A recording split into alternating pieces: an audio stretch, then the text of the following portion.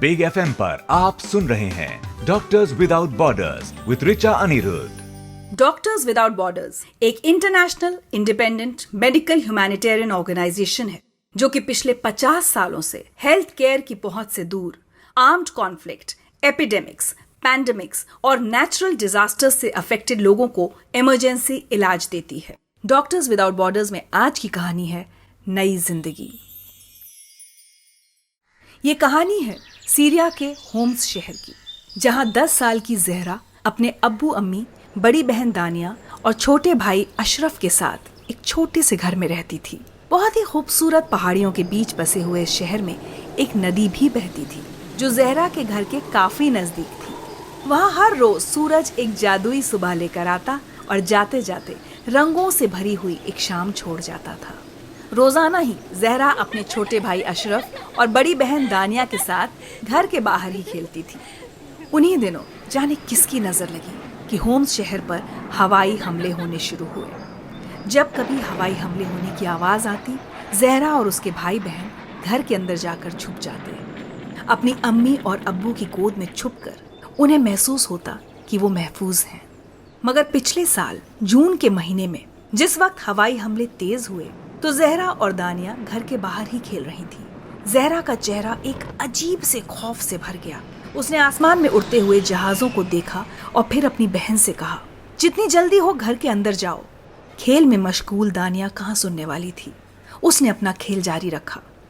कई दफा कहने के बाद भी जब दानिया नहीं मानी तो जहरा ने जरा गुस्से में कहा, जाओ मरो, मैं अंदर जा रही हूँ। जहरा जैसे ही घर की तरफ मुड़ी, अचानक 2 बम गिरे। हादसा कभी कह के नहीं आता। उस दिन भी यही हुआ। वो कहते हैं ना, राजनीति और दुश्मनी से परे बचपन को किसी चीज से डर नहीं लगता।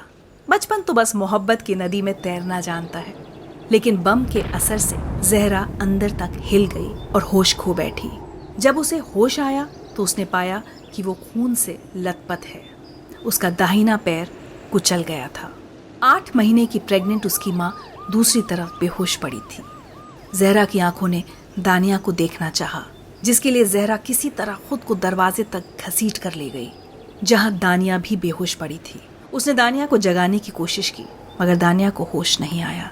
कराहते हुए जहरा अपने भाई अशरफ के पास गई। अशरफ भी खून में लथपथ था। फिर जहरा अपने अब्बू के पास गई। उसने देखा कि उसके अब्बू अपनी जगह से हिल नहीं पा रहे। उनकी छाती और रीढ़ की हड्डी में काफी चोट लगी थी।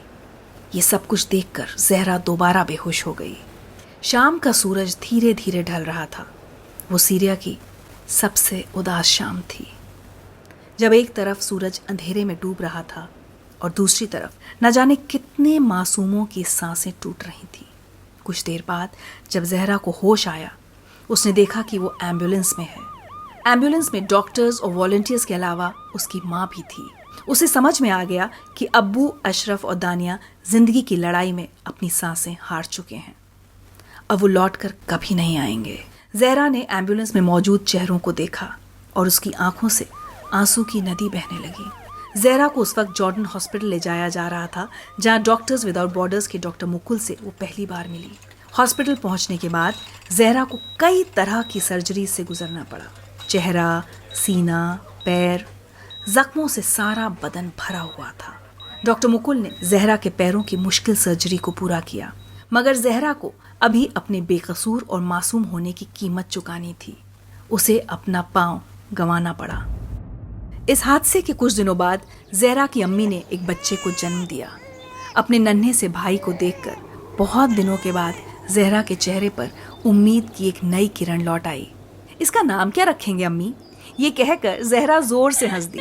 आने वाले दिनों में जहरा घंटों तक सबसे बात करती और सबके साथ खेलती थी। लेकिन कई दफा ऐसा भी होता था कि वह अचानक चुप हो जाती या रोने लग जाती। कभी कभी ऐसे बात करती जैसे एक 20 साल की समझदार लड़की हो।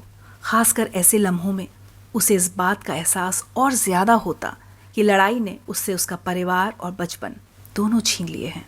डॉक्टर मुकुल शायद जहरा की हंसी को कभी भुला नहीं पाएंगे। डॉक्टर्स विदाउट बॉर्डर्स के साथ ये डॉक्टर मुकुल का पहला प्रोजेक्ट था, पर जल्द ही उन्हें ये एहसास हो गया कि जंग के बीच लोगों की जान बचाना जहरा को अलविदा कहने से कहीं ज्यादा आसान था।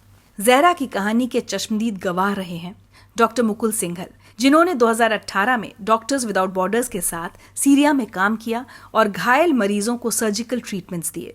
डॉक्टर्स विदाउट बॉर्डर्स करीब 2 दशकों से सीरिया की लड़ाई से पीड़ित मरीजों का इलाज कर रही है और उनको जीने की आस दे रही है। जहरा बहुत खुशनसीब थी कि सही वक्त पर डॉक्टर्स विदाउट बॉर्डर्स की टीम उसके पास पहुंच गई। लेकिन दुनिया में कई ऐसे जरूरतमंद लोग हैं जिन तक हम सही वक्त पर पहुंचना चाहते हैं। आपका एक छोटा सा योगदान कई लोगों की जिंदगी बदल सकता है। आप भी इस मुहिम का हिस्सा बनिए। आप सुन रहे हैं doctors without borders with Richa Anirudh. आपकी एक छोटी सी मदद किसी जरूरतमंद की जिंदगी बचा सकती है। डोनेट करने के लिए विजिट करें www.msfindia.in।